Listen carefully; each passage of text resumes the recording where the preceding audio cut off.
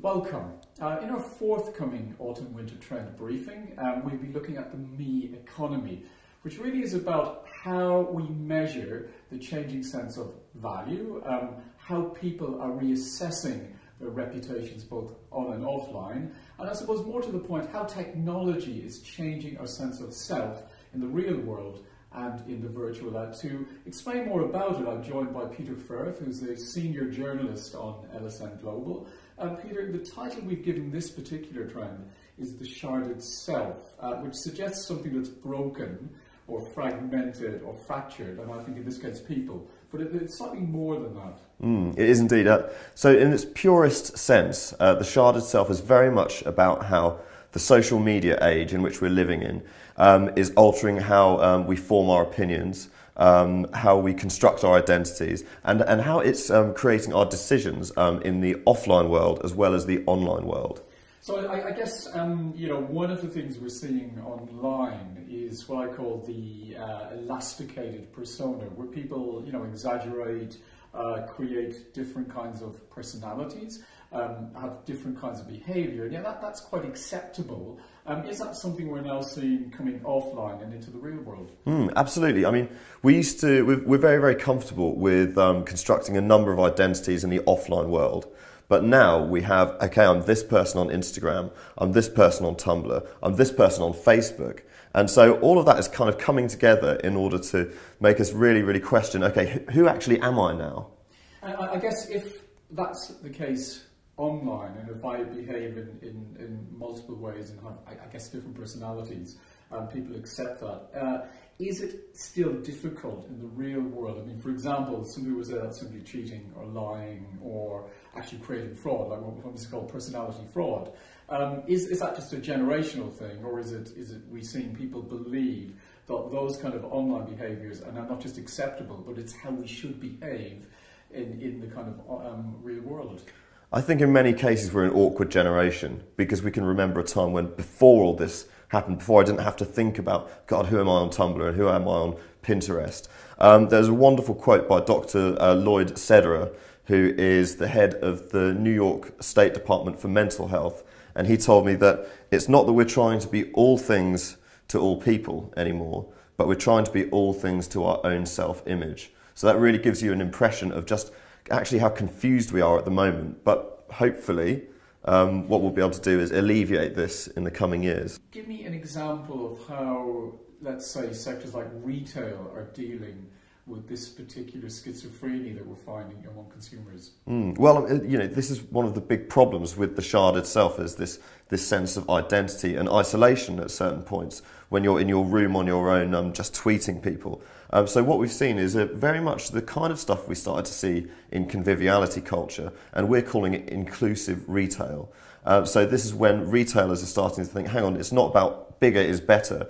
How can we craft meaningful and small experiences for people? So a great example is actually not just in retail, but in a restaurant, the Farmhouse restaurant, which can only seat 20 people at a time. It's a big shared table.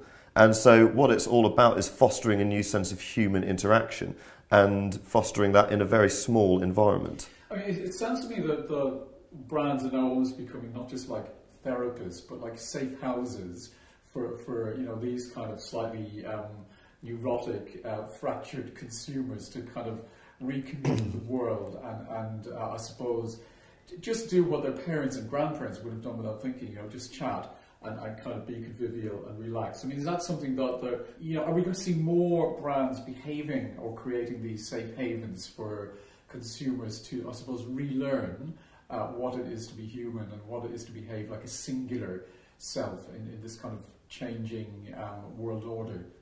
I think there's going to have to be a definite, almost reskilling in a way in terms of how we interact with each other, because as Nick Carr in his book The Shallows talks about neuroplasticity, and so the more learned our behaviours become, the more we forget other ones.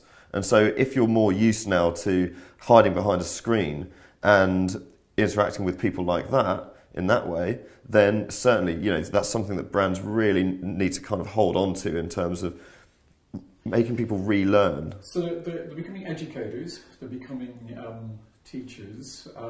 In some ways, they're teaching us what I call the new etiquette for living. But I suppose one of the questions is how, if you have multiple lives and multiple personalities, shouldn't brands just target, rather than trying to teach you to behave normally again, shouldn't they just say, well, let's target these multiple lives and learn to work and behave like this kind of strange split personality consumer? Absolutely. I mean, I think you're completely correct, because what's happening is our behaviours online are generating these almost like very ingrained new rituals, in a sense. So think about things like Tinder, how we're learnt to view things in terms of a hot or not basis. There's a really wonderful app called Stashed, which is using that kind of mechanic at the moment, in order that it sends you garments, sends you apparel, and you quite simply swipe left to stash it, which puts it in an online wardrobe, which you can then buy later, or tip right in order to trash it. So you're continually at the bus stop. You can be anywhere, just trashing or stashing. So you it's I guess speeding up the kind of process of shopping in retail. One of the other things I know from reading the trend is this notion of difference between, we had fear of missing out, where people felt because there were so many things going on, they were missing out of something. But you were saying when you were writing it, you kind of hit on another variation, but that these kind of people who were caught up in doing too many things were beginning to reassess the value of doing too much and slip over into doing too little. And you called it was it JOMO? JOMO? Exactly. Which stands for what? The joy of missing out, okay, rather so than taking pleasure in refusing to participate. Exactly. I mean, we're subject to seeing and viewing far more of our friends' lives than we used to be. So there's Harry who's off scuba diving.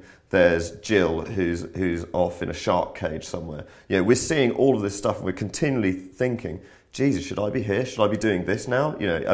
And so as a result, people are starting to realise that, okay, look, I can't just do absolutely everything, and I can't just keep living in this voyeuristic way. So as a result, I'm just going to take some joy in being myself, being here, and being present, and learning and reconnecting with what that means. I mean, I guess you used the term present and reconnecting. We have previously looked at the notion of kind of mindfulness and how people are, not just living in the moment, but appreciating the live rather than the virtual. I mean, is this something that will become a big and a more separate trend in itself, or is it simply part of the rebooting process of, the third generation technology users learning that they don't have to be on all the time, they don't have to make choices, they don't have to participate or update or like, or what all of those things that they felt demonstrated being and presence, where now we're saying, actually, we can withdraw from that. And if that's the case, what does this mean to brands in terms of how they need to speak to consumers over the next 5 years? Okay, I think there are three main points here. The first one that we've touched on just now is this idea of alleviation, the fact that everybody is at the moment suffering from these teething pains, which is what Douglas Rushkoff calls digiphrenia, this idea of too many personalities offline and online. So first point, that's about alleviation. The second one is slightly more complex, which is the fact that if information and trends and fads are moving more fluidly throughout the zeitgeist, which is the question then is, how can your brand be nimble enough in order to anticipate them? So if trends are moving quicker, really great example of that is Asda reacting to the Chanel Paris Fashion Week show that was set in a supermarket. So what Asda did is they looked at all the Instagram feeds and all of the coverage that got, and they thought, hang on a second, we own a supermarket, we own a clothing range. Why don't we just send some of our models out into the supermarket and mimic the Instagram feeds? And it got tons and tons of hits, and it was very playful, and it was very reactive. So if Asda had thought, okay, we're going to do a full-blown campaign which is going to mimic exactly what Chanel did, because obviously supermarkets are cool now, it would have flopped. And so that's my second point. The last one is the fact that as social media creates these new rituals, whether that's taking selfies, whether that's taking pictures of food, how do you make your brand part of those new rituals? Okay, so I guess the kind of key things is to participate in the same space, to develop, I suppose, an etiquette that consumers can buy into and use, or discard as they choose, but also, I suppose, long-term, that the change we're experiencing are still cuspal, and we potentially don't know the final outcome. So whether it's a multiple self as seemed to be a negative or a positive, in the piece, I guess we're not saying either or is right. It's an exploratory piece that hopefully will offer solutions in the short term. Precisely.